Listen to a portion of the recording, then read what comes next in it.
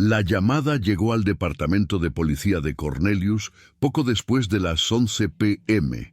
del 23 de septiembre de 2018. Una mujer se había desplomado en casa. Su esposo, un paramédico, estaba realizando RCP. Pero para cuando los primeros respondedores llegaron a la residencia de lujo de Carolina del Norte, Stacy Hansacker, de 32 años, ya se había ido. Para Joshua Hansacker, un respetado paramédico y bombero voluntario, debería haber sido una tragedia rutinaria, muerte cardíaca súbita, anotaría un médico forense, probablemente por una afección cardíaca. Una joven madre de 2 hijos, muerta demasiado pronto. La comunidad estuvo de luto. La compañía de seguros pagó. La vida, como suelen decir, continuó. Pero la madre de Stacy Hansacker olió algo podrido, y lo que ella sospechaba desentrañaría uno de los asesinatos más calculadores y extraños en la historia de Carolina del Norte. Un método de asesinato tan inusual que los investigadores inicialmente se negaron a creer que fuera siquiera posible.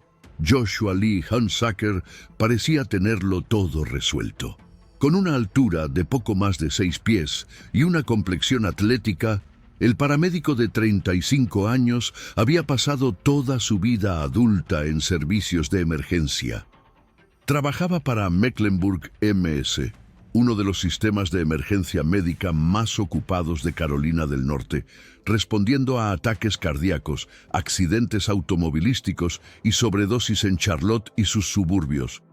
Sus colegas lo conocían como competente, aunque algo arrogante, el tipo de persona que siempre tenía una respuesta, siempre conocía el protocolo correcto, siempre parecía tener el control. Por otro lado, Hansacker era voluntario en el departamento de bomberos Cornelius Lemley, sumando a su imagen como servidor comunitario. Él y Stacy habían construido lo que parecía una vida envidiable en el área del lago Norman, una región acaudalada al norte de Charlotte conocida por sus propiedades frente al agua y familias jóvenes. Tenían 2 hijos, y desde afuera, los Hansacker parecían cualquier otra pareja suburbana exitosa navegando el caos de la paternidad mientras construían su futuro. Pero los más cercanos a Stacy habían comenzado a notar grietas en la fachada. En los meses anteriores a su muerte, Stacy Hansacker había estado experimentando síntomas extraños. Se quejaba de sentirse mareada, de que su corazón se aceleraba sin explicación. Estaba cansada todo el tiempo, más que el agotamiento habitual que conlleva criar a 2 niños pequeños.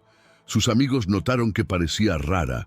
No era ella misma, pero era joven y por lo demás saludable, sin historial de problemas cardíacos, sin banderas rojas obvias que explicaran cómo se sentía.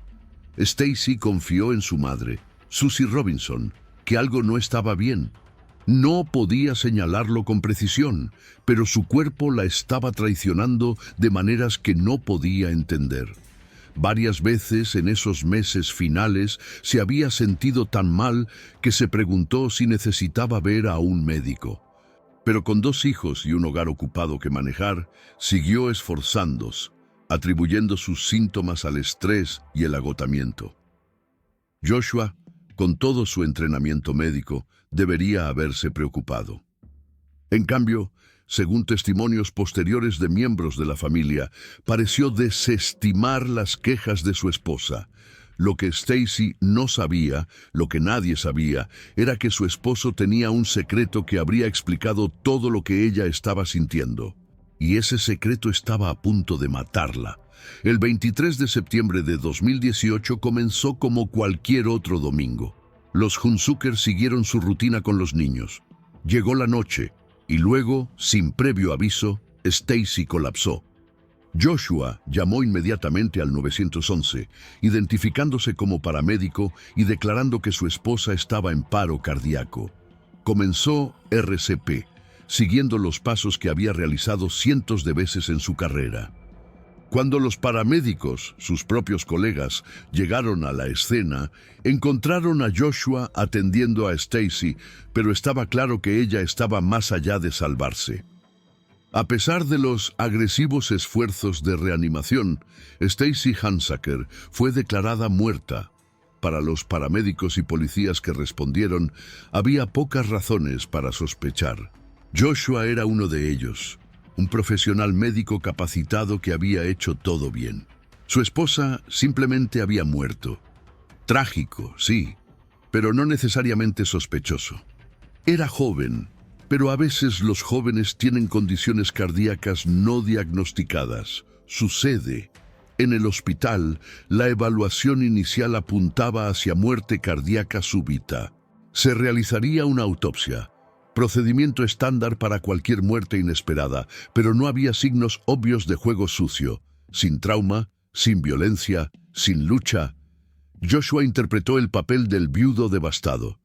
Hizo los arreglos funerarios, aceptó las condolencias de la comunidad y esperó el pago del seguro que pronto llegaría a su favor. Un pago que plantearía las primeras preguntas reales sobre lo que realmente había sucedido esa noche. Susie Robinson nunca había confiado en Joshua Hunsaker. Desde el principio del matrimonio de su hija, algo acerca de su yerno la molestaba, aunque no siempre podía articular qué era. Él era controlador, pensaba ella. Había una frialdad bajo su exterior profesional, y tras la muerte de Stacy, su comportamiento le pareció incorrecto. No parecía lo suficientemente devastado. Siguió adelante demasiado rápido. Y cuando Susie se enteró de las pólizas de seguro de vida, que sumaban 250,000, sintió que sus sospechas se cristalizaban en certeza. En los días posteriores al funeral de Stacy, Susie Robinson tomó una decisión que cambiaría todo.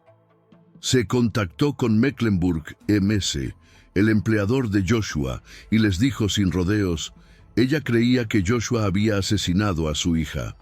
Exigió que investigaran. Su acusación fue explosiva, pero más que eso, era específica. Susie les dijo a los investigadores que creía que Joshua había estado envenenando a Stacy, aunque con qué no podía decirlo. Simplemente sabía en su intuición que la muerte de su hija no era natural. Para los detectives que eventualmente tomarían el caso, la insistencia de Susie presentaba un problema. La autopsia se había completado y el médico forense no había encontrado una causa obvia de muerte más allá del paro cardíaco.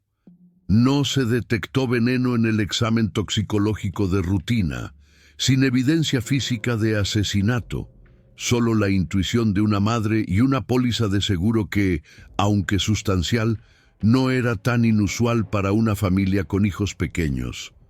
Pero Susie no lo dejaría pasar, y su persistencia obligaría a los investigadores a mirar más de cerca una muerte que casi habían dado por natural. El detective Scott Ballard, del Departamento de Policía de Cornelius, fue asignado para dar seguimiento a la queja de Susie Robinson. Un investigador veterano con décadas de experiencia, Ballard había visto su parte de muertes sospechosas, pero este caso lo desconcertó desde el principio.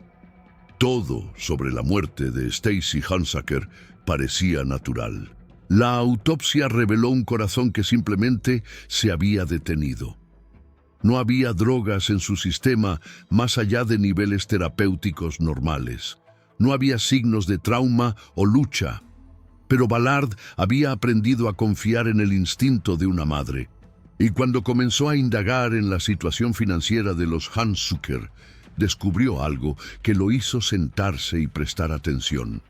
Solo meses antes de la muerte de Stacy, Joshua había sacado una nueva póliza de seguro de vida sobre su esposa. Combinada con una póliza existente, el beneficio por muerte total era de 250,000. Pagadero a Joshua como único beneficiario.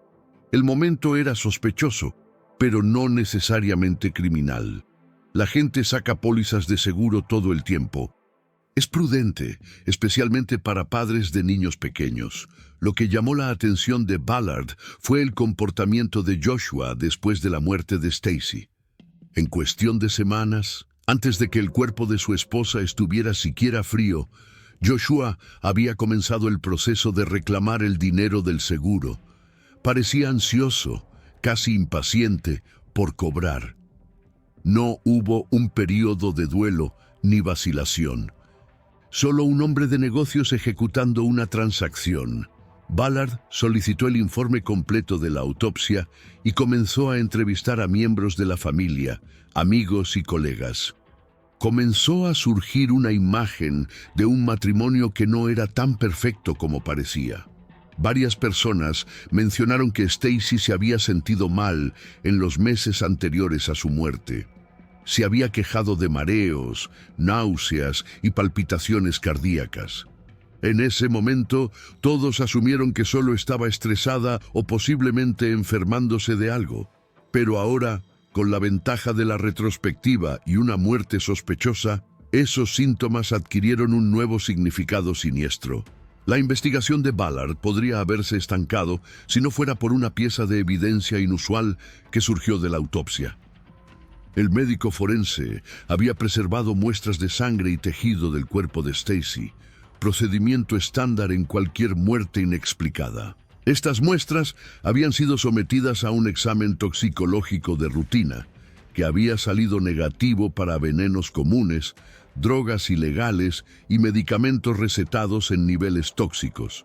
Pero el examen de rutina no prueba todo. Hay miles de sustancias que podrían dañar o matar a una persona, y los toxicólogos no pueden analizar todas sin una dirección específica. Necesitan saber qué están buscando. Ballard comenzó a investigar venenos que podrían causar un paro cardíaco en una mujer joven y saludable. Venenos que podrían no aparecer en los exámenes toxicológicos estándar. Consultó con médicos forenses y toxicólogos, haciendo una pregunta simple. ¿Qué podría matar a alguien e imitar una insuficiencia cardíaca natural? Una respuesta seguía surgiendo. Tetrahidrosolina. La mayoría de las personas nunca ha oído hablar de la tetrahidrosolina, pero casi seguro la han usado. Es el ingrediente activo en gotas para los ojos de venta libre como Vicine y descongestionantes nasales. En pequeñas dosis aplicadas tópicamente en los ojos o la nariz, es perfectamente segura. Funciona constriñendo los vasos sanguíneos, reduciendo el enrojecimiento y la hinchazón. Pero cuando se ingiere oralmente, especialmente en grandes cantidades, la tetrahidrosolina se convierte en algo completamente diferente, un veneno mortal. El químico es un agonista alfa-2 adrenérgico, lo que significa que afecta el sistema nervioso central de maneras profundas. En dosis tóxicas, puede causar caídas severas en la presión arterial, disminución del ritmo cardíaco, depresión respiratoria y colapso cardiovascular completo. Los síntomas, mareos, náuseas, latidos cardíacos irregulares, eran exactamente lo que Stacy había estado experimentando en sus últimos meses. Aún más importante para un potencial asesino, la tetrahidrosolina no aparece en los exámenes toxicológicos estándar. Tienes que analizarla específicamente. Sin razón para sospechar envenenamiento por gotas para los ojos, ningún médico forense pensaría en buscarla. Ballard había encontrado su pista. Ahora necesitaba pruebas. Convencer a un juez para ordenar la exhumación del cuerpo de Stacy Hunsaker no fue tarea fácil. Ballard necesitaba mostrar causa probable de que se había cometido un crimen, pero su evidencia era en gran medida circunstancial. Un pago de seguro sospechoso, la acusación de una madre afligida y una teoría sobre un veneno que no se había analizado durante la autopsia original. Pero Ballard fue persistente. Presentó al juez todo lo que tenía. La línea de tiempo de Joshua sacando nuevas pólizas de seguro poco antes de la muerte de Stacy. Declaraciones de testigos sobre la misteriosa enfermedad de Stacy en los meses antes de morir. El comportamiento sospechoso de Joshua después de su muerte y la literatura médica sobre envenenamiento por tetrahidrozolina. En diciembre de 2019, más de un año después de la muerte de Stacy, un juez firmó la orden. El cuerpo de Stacy Hunsaker sería exhumado y sus tejidos serían sometidos a pruebas específicas para tetrahidrozolina. La exhumación tuvo lugar en una fría mañana de invierno. Investigadores forenses removieron cuidadosamente los restos de Stacy y los transportaron a la oficina del médico forense. Se tomaron nuevas muestras y se enviaron a un laboratorio de toxicología especializado capaz de detectar tetrahidrozolina en concentraciones mínimas. Luego vino la espera. Analizar sustancias inusuales toma tiempo, a menudo semanas o meses. Ballard continuó su investigación, construyendo una línea de tiempo de las actividades de Joshua en los meses antes y después de la muerte de Stacy. Entrevistó a colegas de Joshua en el departamento de EMS, preguntando si Joshua había hablado alguna vez de gotas para los ojos o mostrado un interés inusual en toxicología. Examinó los registros de tarjetas de crédito y compras en farmacias de los Hunsaker, buscando evidencia de que Joshua había comprado grandes cantidades de gotas para los ojos. Mientras tanto, Joshua Hunsaker continuó su vida. Seguía trabajando como paramédico, aún respondiendo a emergencias, aún confiado con la vida de las personas. No tenía idea de que los investigadores se estaban acercando. A principios de 2020 llegaron los resultados del laboratorio. La noticia fue asombrosa. Las muestras de sangre y tejido de Stacy Hunsaker contenían niveles masivos de tetrahidrozolina, niveles consistentes con envenenamiento deliberado, no ingestión accidental. La concentración era tan alta que no había duda de que esto era intencional. Stacy no había ingerido accidentalmente unas gotas de Vicin. Había sido envenenada sistemáticamente durante un periodo de tiempo con dosis letales del químico. Para el detective Ballard, el informe toxicológico era la prueba irrefutable que había estado buscando. La muerte de Stacy era ahora oficialmente un homicidio, pero probar que Joshua fue quien administró el veneno requeriría más trabajo. Ballard intensificó su investigación, ahora con todo el peso de una investigación por asesinato detrás de él. Obtuvo órdenes de allanamiento para la casa, el vehículo y el casillero de trabajo de Joshua. Equipos forenses descendieron sobre la residencia de los Hunsaker, buscando cualquier evidencia de tetrahidrozolina, botellas vacías de gotas para los ojos, recibos de tarjetas de crédito, registros de compras en línea. Lo que encontraron fue revelador. En posesión de Joshua, los investigadores descubrieron múltiples botellas de gotas para los ojos, muchas más de las que una persona necesitaría para uso legítimo. Los registros de tarjetas de crédito mostraron que Joshua había comprado gotas para los ojos repetidamente en los meses previos a la muerte de Stacy, a veces comprando múltiples botellas a la vez en diferentes tiendas. Aún más condenatorio, los investigadores encontraron evidencia de que Joshua había estado investigando sobre tetrahidrozolina en línea. Su historial de búsquedas incluía consultas sobre los efectos del químico, su toxicidad y si podía detectarse en una autopsia. Había visitado foros y sitios web que discutían venenos inusuales. Había leído artículos sobre otros casos donde personas habían sido envenenadas con gotas para los ojos. Joshua Hunsaker no solo había asesinado a su esposa, había investigado exactamente cómo hacerlo y cómo salirse con la suya. El 19 de diciembre de 2019, más de un año después de la muerte de Stacy, el detective Ballard obtuvo una orden de arresto para Joshua Lee Hunsaker. El cargo: asesinato en primer grado. Ballard y su equipo arrestaron a Joshua en su casa. Según los informes policiales, Joshua mostró poca emoción cuando se le informó que estaba siendo acusado de matar a su esposa. invocó su derecho a permanecer en silencio y solicitó un abogado. Fue llevado a la cárcel del condado de Mecklenburg, donde la fianza se fijó en 1.5 millones. La noticia del arresto impactó a la comunidad del lago Norman. Joshua Hunsaker, el respetado paramédico y bombero, era acusado de uno de los asesinatos más calculadores que cualquiera pudiera imaginar: envenenar lentamente a su esposa para cobrar dinero del seguro. Pero tan impactante como fue el arresto, lo que los investigadores estaban aprendiendo sobre el comportamiento de Joshua en los meses posteriores a la muerte de Stacy era aún más perturbador. Mientras públicamente interpretaba el papel del viudo afligido, Joshua había estado viviendo una vida muy diferente en privado. Mientras los detectives indagaban más en el historial de Joshua, surgió la imagen de un hombre que no era en nada como su personaje público. Mientras Stacy aún vivía, Joshua había estado viviendo una vida secreta, una llena de esquemas financieros, aventuras extramatrimoniales y un desprecio cruel por todos a su alrededor.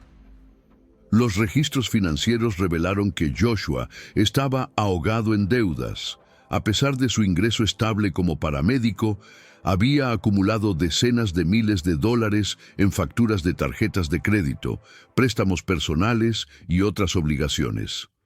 El pago del seguro de $250,000 no era solo un golpe de suerte, era un salvavidas financiero que desesperadamente necesitaba. Aún más perturbador, los investigadores descubrieron que Joshua había tenido múltiples aventuras durante su matrimonio con Stacy. Había estado usando aplicaciones y sitios web de citas para conocer mujeres, a menudo mientras Stacy estaba en casa con sus hijos. Algunas de estas relaciones habían estado en curso durante meses. Las mujeres con las que había salido no tenían idea de que estaba casado. En las semanas posteriores a la muerte de Stacy, mientras supuestamente estaba de luto, Joshua había continuado estas relaciones. Los mensajes de texto recuperados de su teléfono lo mostraban haciendo planes para encontrarse con mujeres, discutiendo futuras vacaciones y nunca una vez mencionando que su esposa acababa de morir. Este no era un hombre que había perdido al amor de su vida. Este era un hombre que había eliminado un obstáculo y estaba listo para seguir adelante. Los amigos y familiares que habían asistido al funeral de Stacy, que habían consolado a Joshua y lo habían apoyado, se sintieron enfermos cuando supieron la verdad. El hombre al que habían compadecido era un monstruo que había envenenado metódicamente a su esposa mientras ella le rogaba ayuda para entender por qué se sentía tan mal. Con Joshua bajo custodia, los fiscales del condado de Mecklenburg comenzaron a construir su caso para el juicio. El cargo era asesinato en primer grado, que en Carolina del Norte conlleva una posible sentencia de cadena perpetua sin libertad condicional o pena de muerte. El caso de la fiscalía se basaba en varios pilares de evidencia. Primero, el informe toxicológico que mostraba niveles letales de tetrahidrosolina en el sistema de Stacy. Testigos expertos testificarían que la concentración encontrada en su cuerpo solo podría haber resultado de un envenenamiento intencional y repetido durante un periodo extendido. Segundo, la evidencia física, las múltiples botellas de gotas para los ojos encontradas en posesión de Joshua, los recibos de tarjetas de crédito que mostraban sus compras y el historial de búsquedas en sus dispositivos que demostraba su investigación sobre el veneno y sus efectos. Tercero, la evidencia circunstancial de motivo, la deuda aplastante, las nuevas pólizas de seguro sacadas poco antes de la muerte de Stacy y los intentos casi inmediatos de Joshua por cobrar el dinero. Cuarto, el testimonio de testigos de amigos y familiares de Stacy sobre su misteriosa enfermedad en los meses previos a su muerte. Síntomas perfectamente consistentes con envenenamiento por tetrahidrosolina. Y finalmente, evidencia del comportamiento de Joshua después de la muerte de Stacy, las aventuras, la falta de genuino dolor, el ansia por seguir adelante. Pero la defensa tenía sus propios argumentos que presentar. El abogado de Joshua, David Teddy, enfrentaba una batalla cuesta arriba. La evidencia contra su cliente era sustancial, y la opinión pública ya había condenado a Joshua en el Tribunal de los Medios Populares.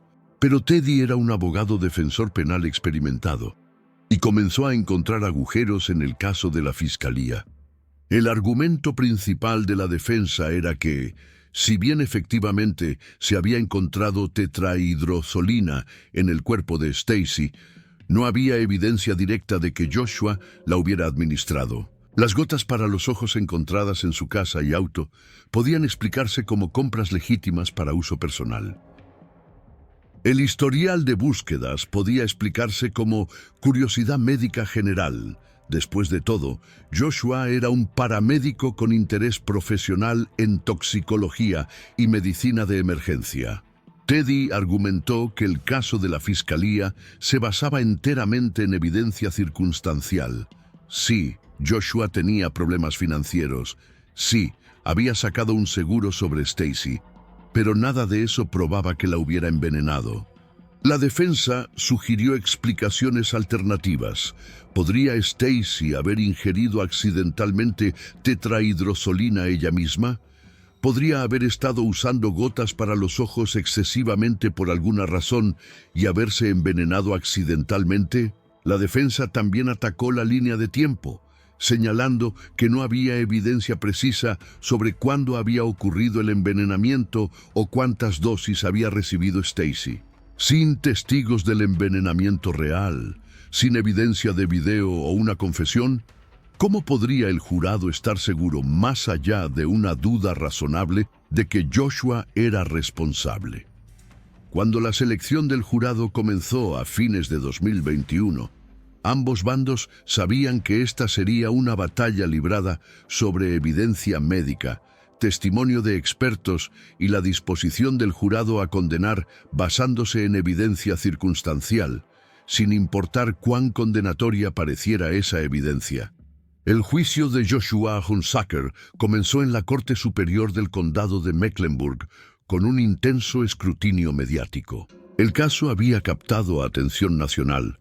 El esposo paramédico que supuestamente usó su conocimiento médico para cometer el asesinato perfecto, deshecho solo por la sospecha persistente de una madre y la investigación minuciosa de un detective. En las declaraciones iniciales, la fiscal Ángela Fonseca pintó un cuadro de un asesino frío y calculador que había investigado su método cuidadosamente. Lo ejecutó durante meses y luego intentó beneficiarse de su crimen. Guió al jurado a través de la evidencia metódicamente, las pólizas de seguro, las compras de gotas para los ojos, las búsquedas en Internet, los resultados toxicológicos. Joshua Hunsaker es un paramédico, dijo Fonseca al jurado. Sabe exactamente cómo funciona el cuerpo humano. Sabe qué sucede cuando alguien ingiere grandes cantidades de tetrahidrosolina. Y usó ese conocimiento para envenenar lentamente a su esposa, mientras ella le rogaba que la ayudara a entender por qué se sentía tan enferma. Esto no es solo asesinato. Esto es una traición de la clase más profunda. La apertura de la defensa fue más contenida. David Teddy reconoció que la muerte de Stacy era trágica y que se había encontrado tetrahidrosolina en su sistema, pero instó al jurado a recordar el estándar de prueba requerido para una condena, más allá de una duda razonable. La fiscalía quiere que crean que saben lo que sucedió en el hogar de los Hunsaker, dijo Teddy. Pero la verdad es que les están pidiendo que especulen, les están pidiendo que asuman. No tienen testigos de este supuesto envenenamiento, sin evidencia de video, sin confesión. Solo una teoría basada en evidencia circunstancial. Las líneas de batalla estaban trazadas. El caso de la fiscalía comenzó con testimonio médico. El doctor James Wilkerson, el patólogo forense que había supervisado las pruebas toxicológicas, tomó el estrado para explicar la ciencia detrás del envenenamiento por tetrahidrozolina. Bajo interrogatorio de la Fiscalía, Wilkerson explicó que la tetrahidrozolina se encuentra en muchos productos de venta libre comunes, pero que la ingestión de la sustancia, particularmente en grandes cantidades, puede ser fatal. Guió al jurado a través de cómo el químico afecta el cuerpo, constriñendo los vasos sanguíneos, bajando la presión arterial, ralentizando el ritmo cardíaco y finalmente causando colapso cardiovascular. Más importante aún, Wilkerson testificó sobre los niveles encontrados en el cuerpo de Stacy. La concentración de tetrahidrozolina en las muestras de sangre y tejido de la Ciara y Hansacker era extraordinariamente alta, dijo. Esto no fue ingestión accidental. Esto no fue alguien que tomó un sorbo de gotas para los ojos por error. Los niveles que encontramos son consistentes con envenenamiento repetido e intencional durante un periodo de tiempo extendido. En el contrainterrogatorio, la defensa intentó sacudir la certeza de Wilkerson. ¿Podrían haber estado equivocadas las pruebas? ¿Podrían haberse contaminado las muestras? ¿Podría haber alguna otra explicación para los niveles encontrados? Wilkerson fue inquebrantable. Las pruebas habían sido realizadas por uno de los laboratorios de toxicología líderes del país, usando los métodos más avanzados disponibles. Los resultados se habían confirmado mediante múltiples pruebas. No había duda sobre la presencia de tetrahidrozolina o el hecho de que estaba en concentraciones letales. La Fiscalía luego llamó a expertos médicos adicionales para testificar sobre los síntomas de Stacy en los meses previos a su muerte.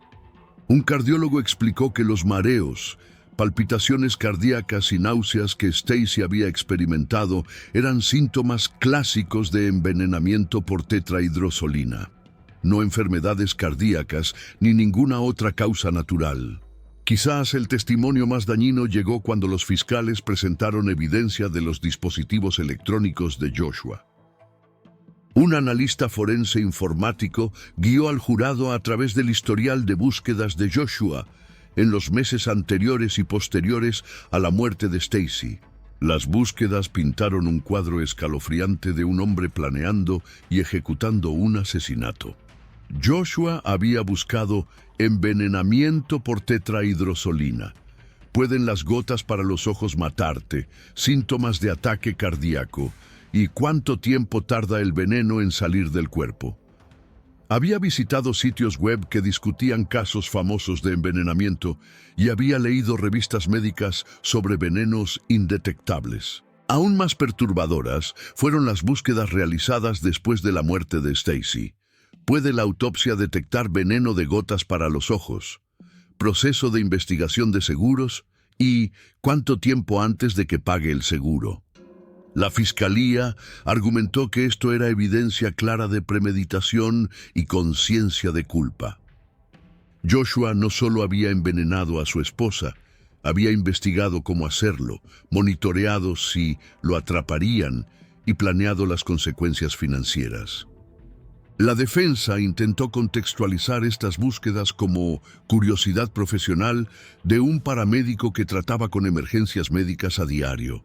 Pero para el jurado, viendo los términos de búsqueda aparecer en pantallas en la sala del tribunal, la intención parecía clara y siniestra. Los fiscales dedicaron un tiempo significativo a establecer el motivo financiero de Joshua para el asesinato. Contadores forenses testificaron sobre la terrible situación financiera de Joshua, las deudas crecientes, las tarjetas de crédito al límite, los préstamos con los que luchaba por pagar. Mostraron que en los meses anteriores a la muerte de Stacy, Joshua había sacado una nueva póliza de seguro de vida de $200,000 sobre su esposa, sumándose a una póliza existente de $50,000. El momento fue crucial. Solo 6 meses antes de que Stacy muriera, Joshua se había asegurado de que su muerte valiera $250,000 para él. Los registros bancarios mostraron que, en cuestión de semanas de la muerte de Stacy, Joshua se había contactado con las compañías de seguros para comenzar el proceso de reclamación. Había llenado papeleo, presentado certificados de defunción y seguido insistentemente sobre cuándo se pagaría el dinero. Para un supuesto esposo afligido, parecía notablemente enfocado en los aspectos financieros de la muerte de su esposa. La fiscalía también presentó evidencia de que Joshua había continuado viviendo muy por encima de sus medios, incluso después de la muerte de Stacy, acumulando cargos por cenas costosas, entretenimiento y regalos para mujeres con las que salía, todo mientras esperaba el pago del seguro que claramente creía que llegaría. Algunos de los testimonios más emocionales vinieron de la familia y amigos de Stacy. Susie Robinson tomó el estrado para describir los últimos meses de su hija, la misteriosa enfermedad, las quejas de sentirse mal y la horrible realización después de la muerte de Stacy de que su yerno podría ser responsable. Stacy me llamó varias veces en esos últimos meses, testificó Susie, con lágrimas corriendo por su rostro. Dijo que se sentía terrible, que su corazón se aceleraba, que estaba mareada todo el tiempo. Le preguntó a Joshua qué le pasaba, y él le dijo que era estrés, que necesitaba relajarse, todo mientras la envenenaba. Los amigos testificaron sobre cambios que habían notado en la apariencia y el comportamiento de Stacy. Había perdido peso, parecía exhausta y enferma. Múltiples personas le habían preguntado si estaba viendo a un médico, y Stacy había respondido que Joshua, con su entrenamiento médico, decía que estaba bien. El testimonio más escalofriante vino de una amiga cercana de Stacy, que relató una conversación que habían tenido solo semanas antes de la muerte de Stacy. Me dijo que sentía que se estaba muriendo, dijo la amiga. Esas fueron sus palabras exactas. Siento que me estoy muriendo. Y le dije que fuera al hospital, que se hiciera un chequeo. Pero ella dijo que Joshua le dijo que estaba bien, que solo era ansiedad. Ella confiaba en él. Él era su esposo y un paramédico. ¿Por qué no iba a confiar en él? La defensa intentó sugerir que los síntomas de Stacy podrían haber sido causados por cualquier número de factores. Estrés, una condición médica no diagnosticada, incluso hipocondría. Pero la fiscalía vinculó cada síntoma directamente con el informe toxicológico. Todo lo que Stacy sentía se explicaba por el envenenamiento lento con tetrahidrozolina. A lo largo del juicio, Joshua Hansacker permaneció en gran parte inexpresivo. Se sentó en la mesa de la defensa con ropa casual de negocios, ocasionalmente tomando notas, pero mostrando poca emoción, mientras testigo tras testigo describía la muerte de su esposa y su presunto papel en causarla. La defensa optó por no poner a Joshua en el estrado. Fue una decisión calculada. Joshua se habría enfrentado a un contrainterrogatorio devastador sobre su situación financiera, sus aventuras, sus búsquedas en Internet y su comportamiento después de la muerte de Stacy. El riesgo de que cometiera un error o pareciera frío e insensible era demasiado grande.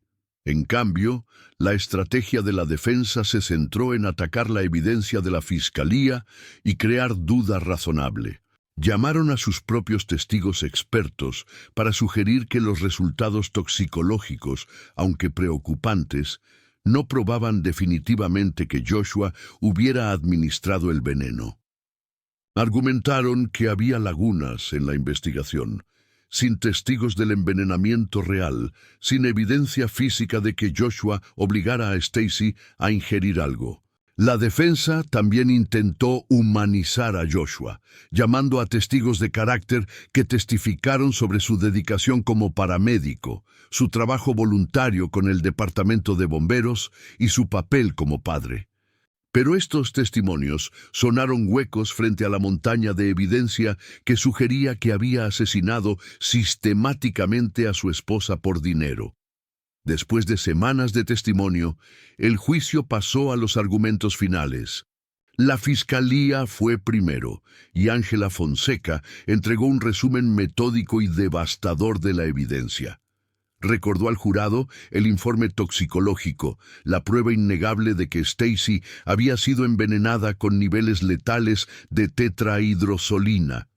Los guió a través de las compras de gotas para los ojos de Joshua, sus búsquedas en Internet sobre envenenamiento y detección, y su desesperada situación financiera.